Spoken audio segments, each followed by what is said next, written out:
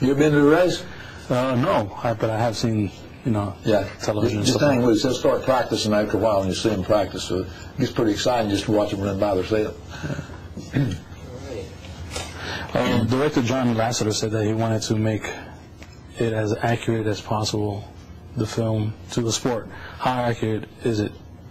If you're a real race fan and you know your Cup history, then you watch it and you look at the movie and you say, okay, in they got the Hudson, Dr. Hudson in the thing, and people would say, why are they using the Hudson? If you know NASCAR history, 51, 52, 53, Hudson was a hot car in racing.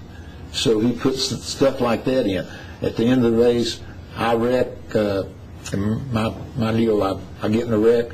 In real life, the very last race that I run, I'm in a wreck. So he's got a lot of history spread out through the movie, that if you know the history of Cup racing, then you understand what's going on. If you're just a regular spectator coming in to watch the movie, it just sort of blends and you don't think anything about it.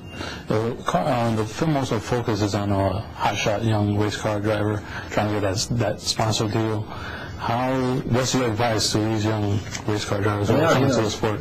My advice is watch the movie and go to watch the movie, because I told them, I said, we got a couple of 3 drivers out there right now that I would like to get to the moral of the story. And hopefully they can watch the story and watch the movie and say, okay, that's me, but this is where I want to be over here.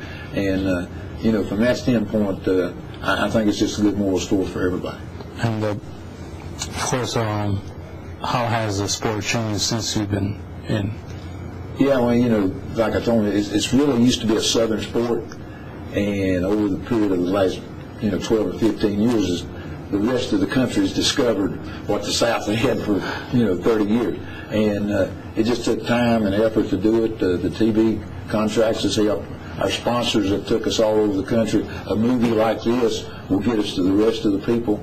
So all of a sudden everybody says, okay, there is racing, and, we're interested in it. Do you remember your first car?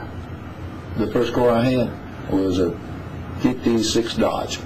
It was a converted race car. My dad had drove it in 2 or 3 races, and at the end of the year he got a 57 car, and we just took that one and rebuilt it and made a road car out of it. And do you believe that cars have personality now? Cars definitely have personalities, especially, and I know that not from just driving a road car, but from race cars.